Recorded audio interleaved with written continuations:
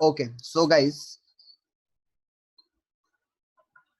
हम लोग जो आज कोर्स का फर्स्ट सेशन कर रहे हैं, पहले उस कोर्स को पहले पूरी अच्छी तरीके से इन डिटेल समझ लें, ठीक है, ताकि आपको कोर्स का पूरा पर्पस क्लियर हो जाए कि हम ये जो कोर्स कर रहे हैं किस इंटेंशन से कर रहे हैं, ये कोर्स वाकई में आपने करना चाहिए नहीं करना चाहिए।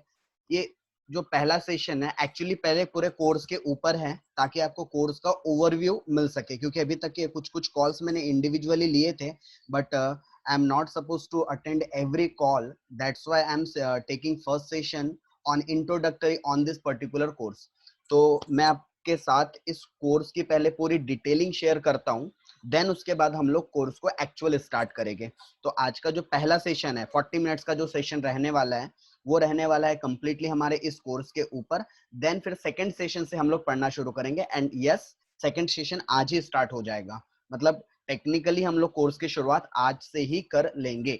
तो बहुत ज्यादा हम लोग कहीं पर भी टाइम पास या टाइम वेस्टिंग वाले काम नहीं करेंगे, और एज मच एज पॉसिबल हम लोग आज से ही अपनी क्लासेस को क्या कर देंगे, रिज्यूम कर देंगे। मतलब जो भी हमको सेशंस कंटिन्यू करने हैं मेन कोर्सेज से रिलेटेड, वो हम आज से स्टार्ट कर देंगे।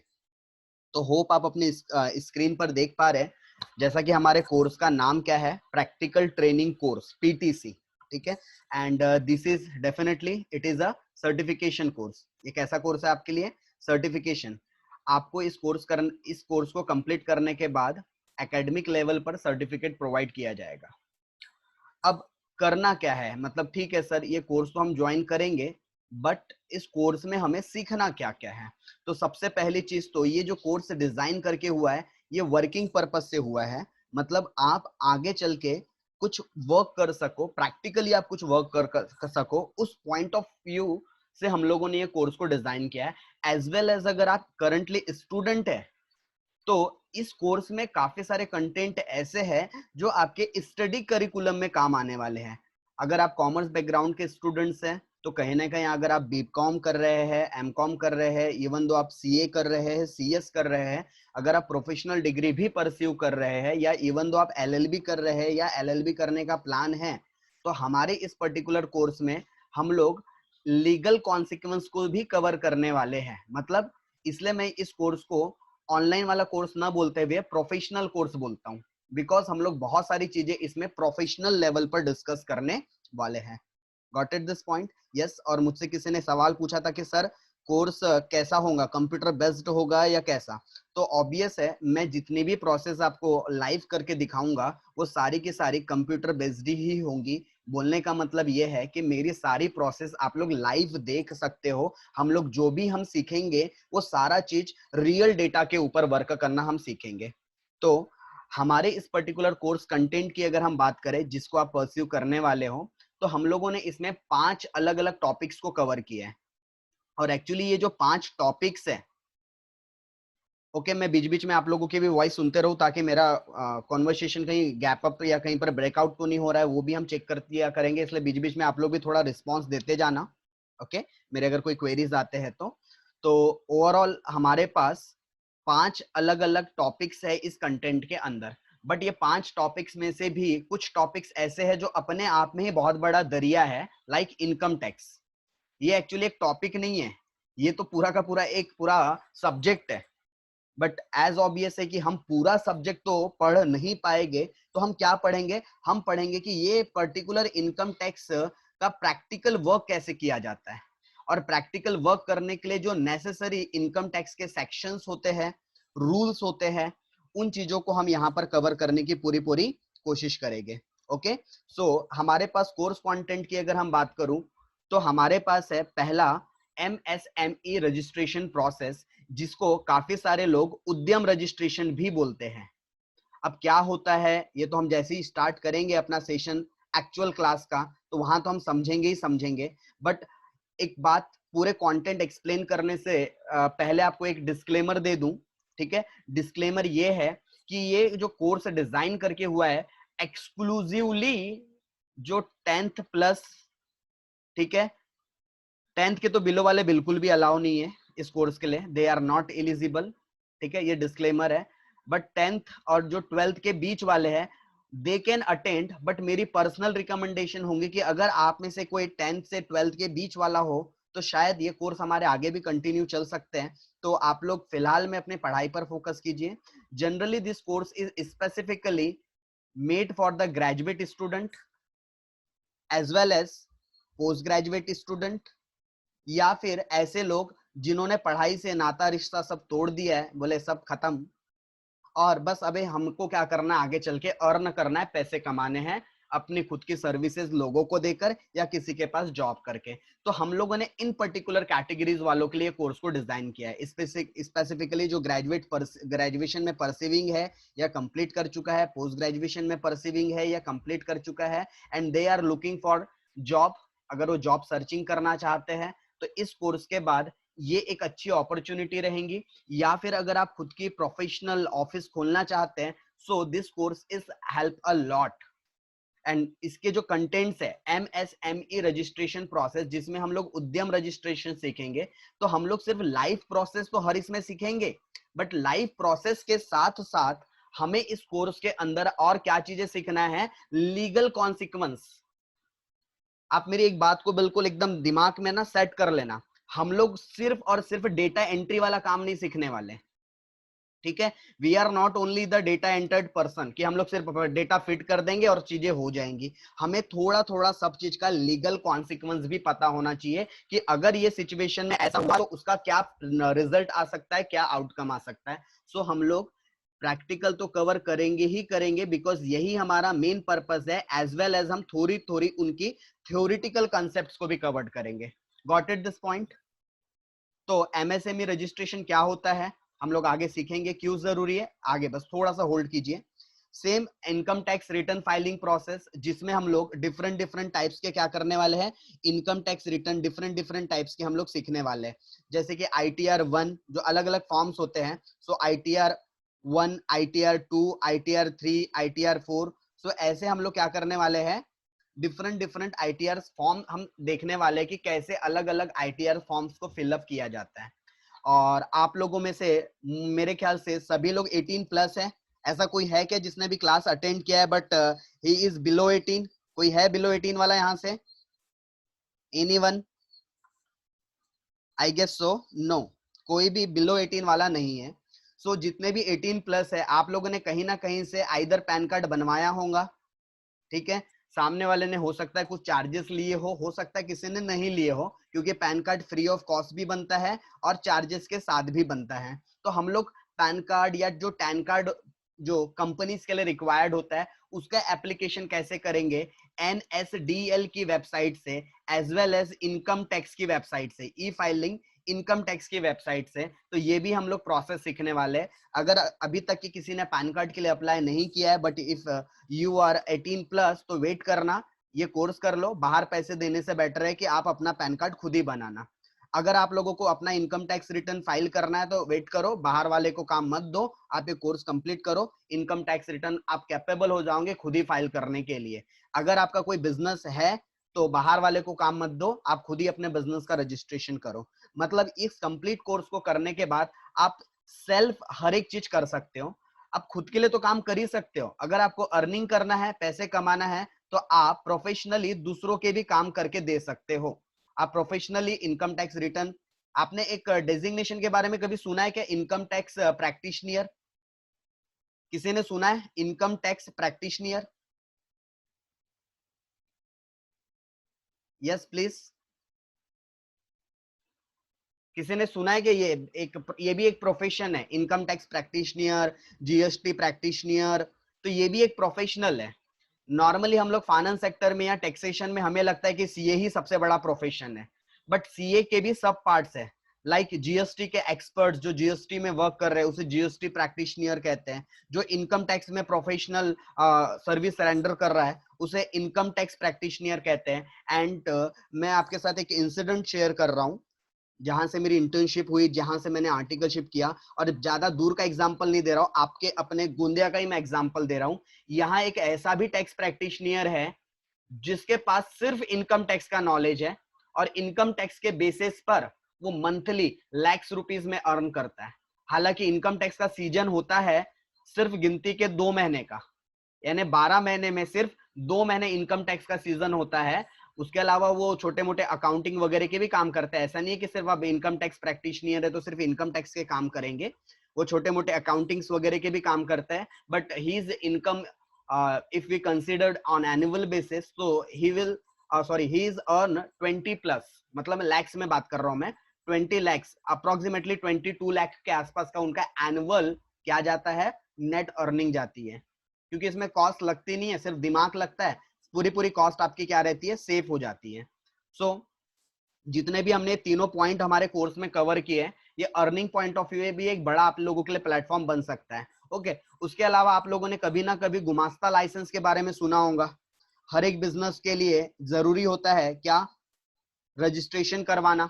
तो गुमास्ता लाइसेंस कैसे बनाते हैं हम लोग सीखेंगे महाराष्ट्र स्टेट के पोर्टल के पॉइंट ऑफ व्यू से। बट महाराष्ट्र के साथ साथ मैं आप लोगों को एमपी गवर्नमेंट के लिए, अगर क्योंकि हमारे बॉर्डर में कहीं ना कहीं एमपी भी एक लग के है, तो अलग अलग प्रोसेस सेम होती है।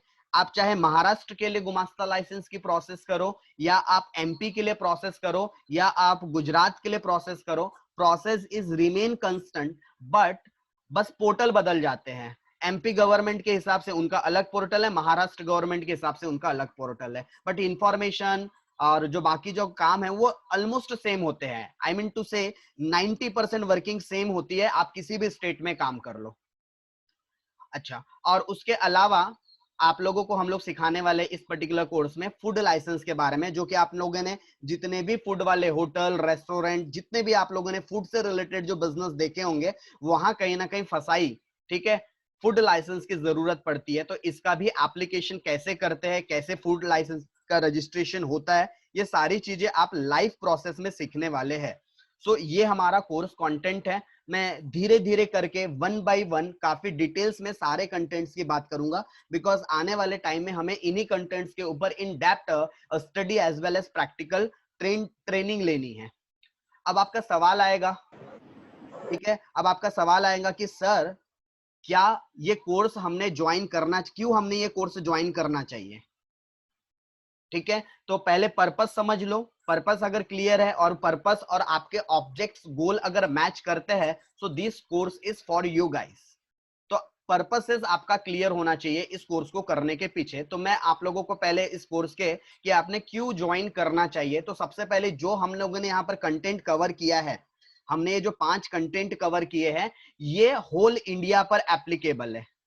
मतलब मैं ऐसा नहीं कहूंगा कि इनकम टैक्स आपने यहां सीख लिया तो महाराष्ट्र स्टेट में अलग इनकम टैक्स एक्ट चलता होगा, एमपी में अलग चलता होगा, दिल्ली में अलग चलता होगा, ऐसा नहीं। पूरे इंडिया में कॉमन इनकम टैक्स एक्ट है, पूरे इंडिया में एमएसएमई की प्रोसेस सेम है, पूरे इंडिया में पैन कार्ड और टेन कार्ड का जो एप्लीकेशन करने की प्रोसेस है वो सेम है, पूरे इंडिया में फॉस्कॉस मतलब फूड लाइसेंस बनाने की प्रोसेस सेम है।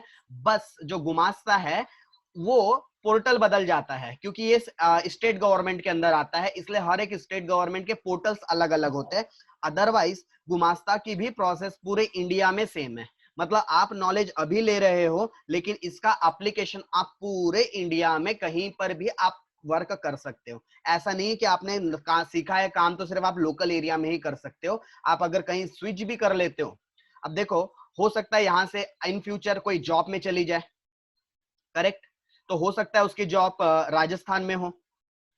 तो राजस्थान में अगर आप किसी कंपनी में जॉब कर रहे हो, तो अगर आपके पास ये स्किल्स है, आपके पास ये कोर्स, आपको नॉलेज है, तो आप क्या कर सकते हो पता है क्या, अपने ही कंपनीज के एम्प्लॉयज का आप वहां पर जॉब के साथ साथ अपने पार्ट टाइम प्रोफेशनल सर्विसेज भी रेंडर कर सकते हो।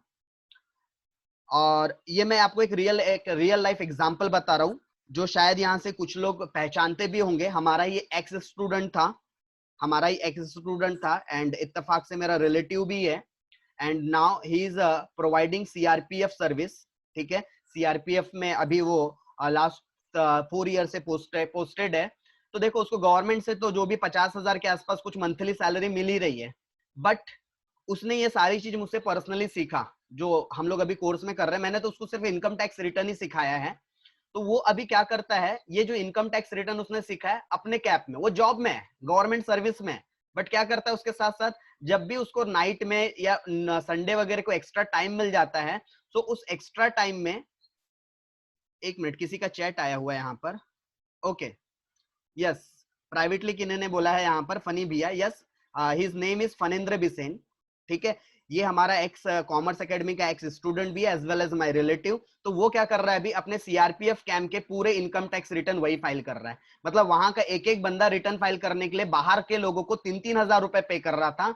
अब यही पर्सन जिसे इस सब्जेक्ट का नॉलेज था, जिसने ये चीज को सीखा, 1000 रुपीज में वहां के पूरे कैंप के जितने भी एम्प्लॉइज है सबका रिटर्न फाइल करके दे रहा है।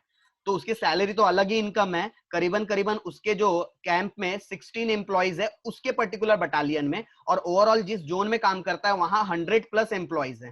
कैलकुलेट कर लो, 100 इंटू अगर वो एक बंदे से 1000 रुपीज भी ले रहा है तो approximately he will earn 1 lakh rupees in 1 month period. क्योंकि रिटर्न की जो प्रोसेस है वो 1 महीने की, 1 से 2 महीने में आप खत्म कर दो, क्योंकि साल में एक बार ही भरा जाता है। तो उसने अपने गवर्नमेंट सर्विस से ज्यादा पैसे तो ये रिटर्न से निकाल लिया। Why? Because he is a sound knowledge of this particular portal of the income tax act. उसको बाकी का नॉलेज नहीं है, लेकिन सिर्फ इनकम टैक्स के बेसिस पर वो अपना जॉब भी कर रहा है, साथ में महीने में, साल में एक बार होता है, 1 महीने के लिए आपका पोर्टल ओपन रहता है, मतलब रजिस्ट्रेशन का ड्यूरेशन रहता है, एक डेडलाइन। तो डेडलाइन के पहले आपको रिटर्न वगैरह फाइल करनी पड़ती है। ओके, सो आप ये जो कॉन्सेप्ट है पूरे इंडिया में एप्लीकेबल है, इसलिए टेंशन वाली बात नहीं है। अच्छा, और वो अभी प्रेजेंटली जॉब कहां कर रहा है? छत्तीसगढ़ में। उसकी पोस्टिंग कहां है? छत्तीसगढ़ में। बट मैटर नहीं करता वो छत्तीसगढ़ में जॉब करे, झारखंड में जॉब करे, क्योंकि ये कॉन्सेप्ट पूरे इंडिया में एप्लीकेबल है। आप कहीं पर भी चली जाओ, आपकी पोस्टिंग कहीं पर भी हो जाए, किसी भी सेगमेंट में हो जाए, जरूरी नहीं कि डिफेंस में ही हो। अगर आप आईटी में चली गए, सपोज आपको बेंगलुरु उठा लिया बेंगलुरु की कंपनी ने, किसी ने, या आप नोएडा चली गए, ठीक है, हैदराबाद चली गए, तो आप कहीं पर भी जाओ, ये नॉलेज आपको हर जगह काम आएगा। उसके अलावा अगर हम बात करें, 1 मिनट, अगर उसके अलावा हम बात करें तो ये पर्टिकुलर कोर्स करने के बाद आप खुद से ही क्या कर सकते हो, ये जितने भी काम है आपको किसी प्रोफेशनल के दरबार में जाने की जरूरत नहीं है। इवन दो आप अपने क्लाइंट्स को अपने दरबार में बुला सकते हो, बिकॉज आप कैपेबल हो जाओगे काम करने के लिए। ओके, और पर्टिकुलर आपको ऐसा है कि भाई मुझे थोड़ा बहुत अर्निंग शुरू कर देना चाहिए, सो आप लोग अपनी प्रोफेशनल सर्विस अपने क्लाइंट्स को रेंडर कर सकते हैं। इफ आपकी इच्छा है कि यार मेरे को मैंने कोर्स किया है, मैंने 1000-1500 रुपए खर्च किए हैं, तो मुझे इसका रिटर्न भी मिलना चाहिए। ज्यादा नहीं, आपने 2 रिटर्न भी किसी क्लाइंट के कर दिए ना, आपकी तो कोर्स की फीस ऐसी वसूल है। ठीक, तो आप अपने क्लाइंट्स को प्रोफेशनल सर्विस रेंडर कर सकते हो।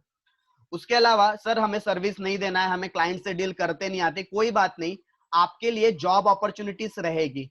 सर हम कहां जॉब कर सकते हैं, ऐसा आपका सवाल आएगा कि सर हम कहां जॉब कर सकते हैं। तो आप किसी भी सीए फर्म के अंडर जॉब कर सकते हैं। और सीए फर्म मतलब हम आप लोगों की सिर्फ गोंदिया तक अगर नजरें हैं तो गोंदिया में बहुत बड़ी बड़ी सीए फर्में नहीं है। गोंदिया की अगर आप बात करो तो कोई भी आपको गोंदिया में सीए इस पर्टिकुलर नॉलेज के बेसिस पर max to max 8 to 10,000 starting देगा, फिर उसके बाद बढ़ाएगा। ठीक है, एक मिनिमम गोंदिया में आपको अगर ये नॉलेज है तो 8 to 10,000 देगा। लेकिन अगर यही आप सेम वर्क अगर आप मुंबई पुणे के अगर सीए फर्म में जॉब करोगे तो वहां पर ही विल पे 25+ के।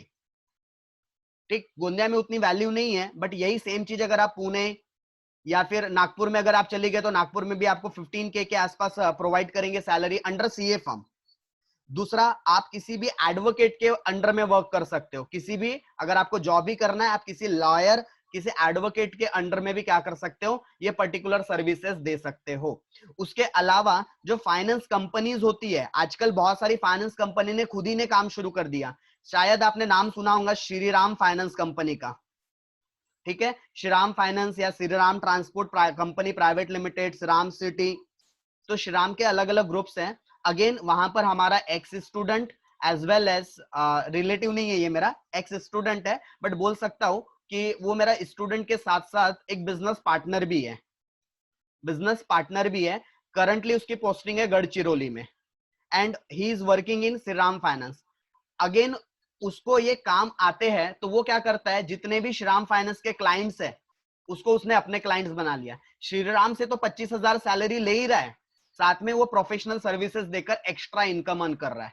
मतलब उसके जॉब पर कहीं इंपैक्ट नहीं पड़ रहा है, जॉब तो कर ही रहा है। अब ये नॉलेज होने की वजह से वो खुद ही रिटर्न की प्रोसेस, उद्यम रजिस्ट्रेशन की प्रोसेस, गुमास्ता, फॉस्कॉस मतलब फूड लाइसेंस, ये सारे काम वो अपने क्लाइंट्स को प्रोवाइड कर रहा है वहां सर्विसेज। ओके, तो आप जॉब अपॉर्चुनिटीज आएंगी, आप किसी सीए के अंडर में, किसी एडवोकेट के अंडर में, किसी फाइनेंस कंपनी में आप जॉब भी इजिली ऑब्टेन कर सकते हैं।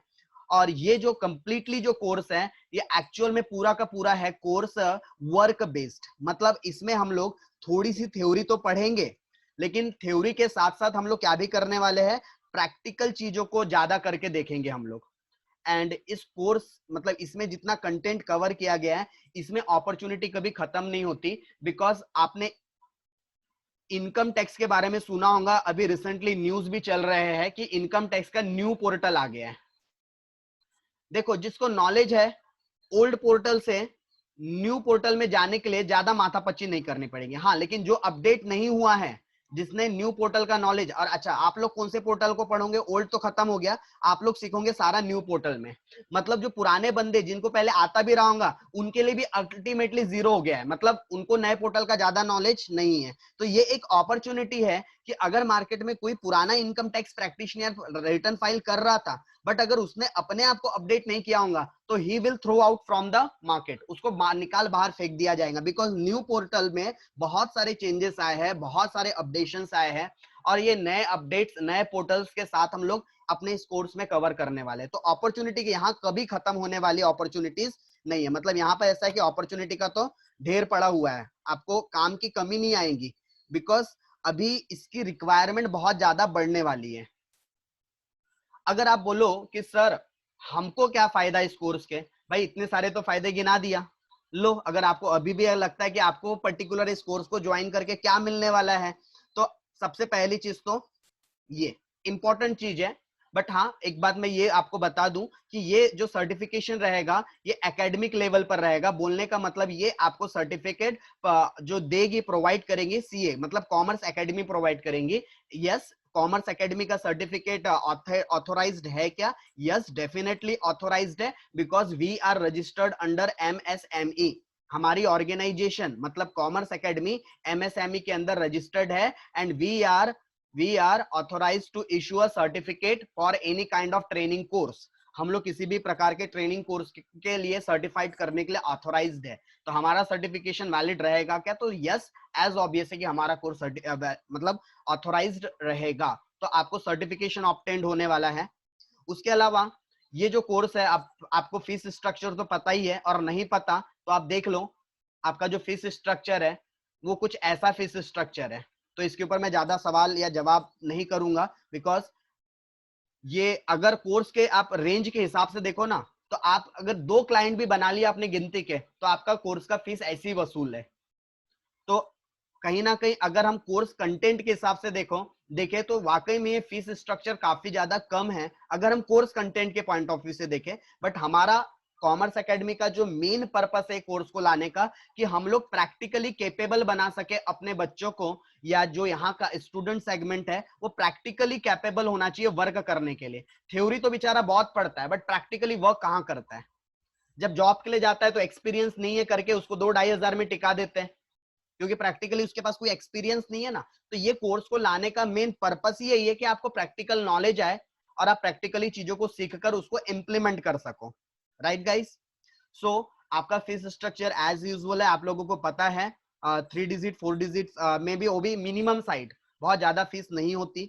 उसके अलावा अगर हम बात करें, यहाँ हम लोग ऑनलाइन प्रोसेसेस के साथ साथ अपना प्रोफेशनल करियर भी बिल्ट अप कर सकते हैं। लाइक आप यहाँ से, आपको एक छोटी सी एग्जाम देनी होगी, आप इनकम टैक्स प्रैक्टिशनर का लाइसेंस ले सकते हो। और ये जो इनकम टैक्स प्रैक्टिशनर का लाइसेंस ले लिए तो आप एक प्रोफेशनल कैटेगरी में आ जाओगे। आप एनएसडीएल की वेबसाइट से क्या कर सकते हो, एफिलेट कर सकते हो, आप उनका लाइसेंस ले सकते हो और खुद के आप एनएसडीएल की के क्या बोल सकते हो, उनके बिजनेस पार्टनर बन सकते हो। Again it is a professional work. ठीक है, आप अपने क्लाइंट्स को सजेशंस कर सकते हो, मतलब आप एक प्रकार से कंसल्टेंसी का वर्क शुरू कर सकते हो। अगर आप लोगों के पास ये चीजों का नॉलेज है तो आप लोगों को एक बिजनेस कंसल्टेंट के तौर पे देखा जाएगा। लोग आपसे सलाह लेने के लिए आएंगे कि यार मेरे को ये बिजनेस करना है, बता। ठीक है, एंड यस ऑब्वियस है कंसल्टिंग फीस चार्ज करनी होती है, ऐसा नहीं कि कंसल्टिंग फीस चार्ज नहीं करनी है। अगर आप कोई चीज किसी को प्रोवाइड कर रहे हो तो एक चीज याद रखना, फोकट में कभी किसी को कुछ मत देना। शायद ये मेरी बात को एक आप टिप्स समझ के अपने पास रखना। बोलते हैं लोग कि ज्ञान को फ्री में दो, लेकिन फ्री की कोई वैल्यू नहीं होती, इसलिए यू चार्ज समथिंग। ठीक है, आपने कभी भी किसी को कंसल्ट करना है तो आपने उसके लिए चार्ज करना चाहिए, या तो आपको उससे कुछ आउटपुट मिलना चाहिए। तो आप लोग अपना प्रोफेशनल करियर बिल्डअप कर सकते हो इससे। इवन दो सीए का जो कोर्स होता है, हम लोग जो कवर्ड कर रहे हैं ना, तो सीए का जो प्रैक्टिकल वर्क लाइफ होता है, तो हम लोग मोस्टली सीए का प्रैक्टिकल लाइफ का जो वर्क्स होते हैं उसको कवर कर रहे हैं। एज ऑब्वियस है कि हम लोगों ने ऑडिटिंग कवर नहीं किया है, हम लोगों ने अकाउंटिंग कवर नहीं किया है, बहुत सारी चीजें हैं। हम लोगों ने लाइक सीए में रिपोर्ट कवर नहीं किया है, तो हम लोगों ने सीए के बहुत सारे काम कवर्ड नहीं किए, क्योंकि हम पूरा 100% कवरेज नहीं कर रहे हैं। बट यस, डेफिनेटली इस कोर्स में हम लोग सीए के ऑलमोस्ट 40 to 50% वर्क कवर कर रहे हैं। जो सीए का मेन काम होता है उसका हम 40 to 50% क्या कर रहे हैं, कवरेज कर रहे हैं, अपन कवर करने की कोशिश कर रहे हैं।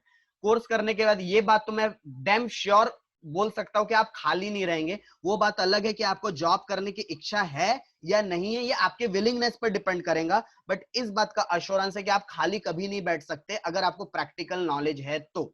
अगर नहीं है तो मैं कुछ गारंटी नहीं ले सकता।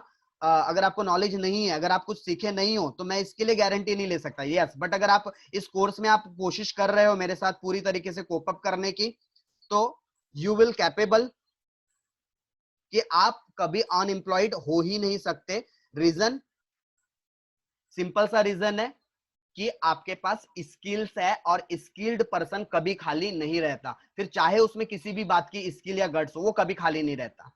एज ऑब्वियस है, पैसा तो कमाओगे, और सबसे बड़ी बात यह है कि आपके पास किसी भी प्रकार का टाइम लिमिट नहीं रहेगा। मतलब आप फ्री टू वर्क रहोगे, मतलब आप अपने अकॉर्डिंगली क्या कर सकते हो, वर्क का टाइम डिसाइड कर सकते हो। मेरे बहुत सारे जो ये क्लाइंट्स है, क्योंकि आप लोगों को पता है मैं बाय प्रोफेशनल मेरा काम है टीचिंग का। एक्चुअली मैं बाय प्रोफेशनल टीचर हूं, मैं टीचिंग करता हूं, बट मैंने साइड बाय साइड अपनी प्रैक्टिस भी चालू रखी है। ये जो साइड बाय साइड बोल रहा हूं ना, ये मेरी साइड बाय साइड प्रैक्टिस है। प्रैक्टिस मेरा मेन मोटो नहीं है, मेरा मेन मोटो है टीचिंग। बट मेरे साथ साथ टीचिंग के साथ साथ प्रैक्टिस भी चल रही है। जो स्टूडेंट मुझे पहले से जानते हैं, दे नो वेरी वेल कि मैं साथ में प्रैक्टिस भी कर रहा हूं, मतलब मेरे ये सारे काम भी शुरू रहते हैं। So how can I manage teaching as well as my particular practice? तो मेरे पास टाइम बाउंडिंग नहीं है। मैं कई बार तो ऐसा होता है कि रात के 2 बजे भी काम कर लेता हूँ, 2 AM को भी काम कर लेता हूँ। कई बार ऐसा होता है 11 बजे से काम शुरू करता हूँ 11 PM से, मेरे को टाइम लिमिटेशन नहीं है ना, मैं अपना 5 AM तक काम करूंगा, मेरी मर्जी का सवाल है। मेरे को नाइट आउट करना है काम में, या किसी दिन संडे को काम करना है मुझे, मैं संडे के दिन काम करूंगा। सैटरडे मुझे छुट्टी मिलती है, मैं सैटरडे को काम करूंगा। तो टाइम बाउंडिंग नहीं है, ये बहुत अच्छी चीज है। क्या आप जब चाहे अपने सिस्टम से आप अपने टाइम के हिसाब से कभी भी वर्क करते हो, कर सकते हो। आप लोगों को प्रोफेशनल सर्विस रेंडर कर सकते हो। आइदर अगर आप खुद के ऑफिस डाल दो तो ये तो बहुत बेस्ट है, ऑफिस नहीं भी डाल पाए तो आप वर्क फ्रॉम होम जैसी सर्विसेज लोगों को दे सकते हो। एक प्रॉपर अपने घर कोई छोटा सा आप ऑफिस बना सकते हो, टेबल चेयर्स लगा के एक आध रूम में। ठीक है, तो आप अपनी प्रोफेशनल सर्विसेज लोगों को रेंडर्ड कर सकते हो। और एज ऑब्वियस है कि यहाँ पर हम लोग जो कोर्स कंटेंट कवर कर रहे हैं, यहाँ से बहुत सारे सीएस या सीए, ये जो पर्टिकुलर कोर्स जो अपीयर्ड है या अपीयर करने वाले हैं, ऐसे स्टूडेंट्स को भी स्टडीज में बहुत ज्यादा हेल्प मिलने वाली है। क्योंकि ये जो कोर्स कंटेंट है, अच्छा इवन दो मैंने यहाँ पर मेंशन नहीं किया है, but LLB students is also getting a more knowledge through this particular course. LLB के जो स्टूडेंट्स हैं, या जो ऑनलाइन सेवा, मतलब जो सीएससी सेंटर वगैरह खोलना चाहते हैं, या किसी भी प्रकार से डिजिटल सर्विस प्रोवाइड करना चाहते हैं, तो ऐसे लोगों के लिए भी ये पर्टिकुलर कोर्स लिटरली बहुत ज्यादा वर्थफुल और बहुत ज्यादा यूजफुल है। अब बात आती है कि सर कोर्स कैसे कैसे होने वाले, तो ये बात तो मैं पहले भी डिक्लेयर कर चुका हूं। आपके पास ऑफलाइन मोड है, अभी जो चल रहा है ऑनलाइन मोड है। ऑफलाइन हो चुका है हमारा, ऑफलाइन का टाइम है हमारा 1 PM से 2:30 PM। कहां पर होती है ऑफलाइन क्लासेस? कॉमर्स एकेडमी में। और कॉमर्स एकेडमी कहां पर है? तो एनएमडी कॉलेज रोड, साई रोजगार के ऊपर, सीसीएस इंटरनेट कैफे के बगल में। अच्छा, अब मैं दोनों में कंपैरिजन कर रहा हूं। मैं ब्लेंडेड रिकॉर्डिंग की बात थोड़ा सा करूंगा, बट अगर मैं दोनों में पर्सनली कंपैरिजन करूं, तो अगर आप लोगों के लिए पॉसिबल हो तो मैं आप लोगों को सजेस्ट करूंगा कि आप लोग ऑफलाइन आओ। सर क्यों? क्योंकि ऑफलाइन और ऑनलाइन में फर्क होता है। अगर आपके पास नेटवर्क कनेक्शन बहुत स्ट्रांग है, और आप लोग विलिंगनेस है, आप लोगों में सीखने की ललक है, तो आप ऑनलाइन कंटिन्यू करो।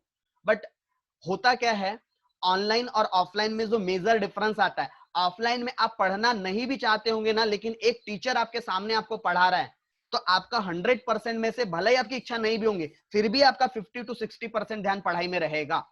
तो आप ऑफलाइन में एनी हाउ सीखते ही सीखते हो, ऑनलाइन में गारंटी नहीं। अब मुझे थोड़ी पता है, मुझे तो यहाँ दिख रहे कुछ लोग लाइव, बट मुझे थोड़ी पता है कि वो सच में सुन रहे हैं या मोबाइल ऑन करके साइड में या लैपटॉप ऑन करके साइड में रख दिए। मुझे यहाँ किसी का डिस्प्ले थोड़ी ना हो रहा है।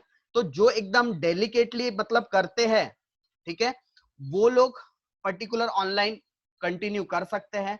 बाकी जिनके लिए पॉसिबल है ऑफलाइन आना, तो ऑफलाइन आओ। बकायदा हम लोग पूरे प्रोजेक्टर पे पढ़ रहे हैं, प्रोजेक्टर का यूज कर रहे हैं क्लास में, बकायदा काफी अच्छी मतलब एक वाइब्स आती है क्लास में।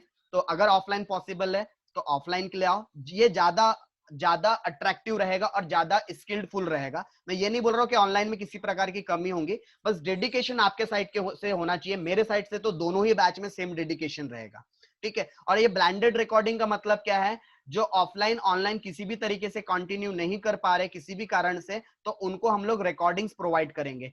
We will provide recorded classes to them, ठीक है। ऐसे लोगों को हम लोग रिकॉर्डिंग, उसमें कुछ हमारे टर्म्स एंड कंडीशन रहेंगे, बोलने का मतलब कुछ उसमें वॉच टाइम के लिमिट्स रहेंगी। कुछ ऐसा नहीं कि फ्री में आप किसी को भी बांट सकते हो, वो चीजें जो ऑथोराइज पर्सन रहेगा, सिर्फ वो ऑथोराइज पर्सन ही एक्सेस कर पाएगा ब्लेंडेड रिकॉर्डिंग लेक्चर्स। ऐसा मत समझो कि रिकॉर्डिंग है तो अनलिमिटेड हम कितने बार भी देख सकते हैं। इसमें भी आप लोगों को सर्टेन लिमिट्स रहेंगी कि आप इतने व्यू, जैसे इसमें 2 व्यूज का आप लोगों के पास ऑप्शन होगा, ठीक है। टाइम लिमिट्स होंगी आप लोगों के पास, एक स्पेसिफिक ड्यूरेशन के बाद वो आपके लेक्चर्स की जो वैलिडिटी वो एक्सपायर्ड हो जाएगी।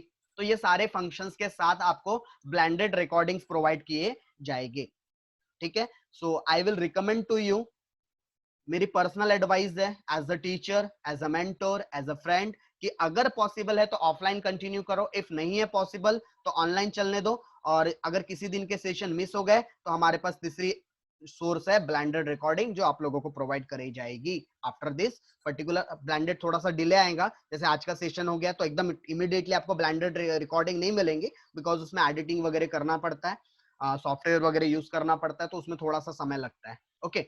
अब उसके बाद फीस स्ट्रक्चर क्या ही बताना आपको दोस्तों, तो फीस स्ट्रक्चर आपके सामने है। सर एक सवाल का जवाब दे दो ना, फीस पेड कब करना है? ठहरो जरा, पहले आप सिलेबस को समझ लो, आज का पूरा सेशन इत्मीनान से कर लो, देख लो, एनालाइज कर लो, क्या वाकई में ये कोर्स करना आप लोगों के लिए वर्दी है तो यू कैन कंटिन्यू, इफ नहीं सो एज आपकी मर्जी का सवाल है, ठीक, ओके।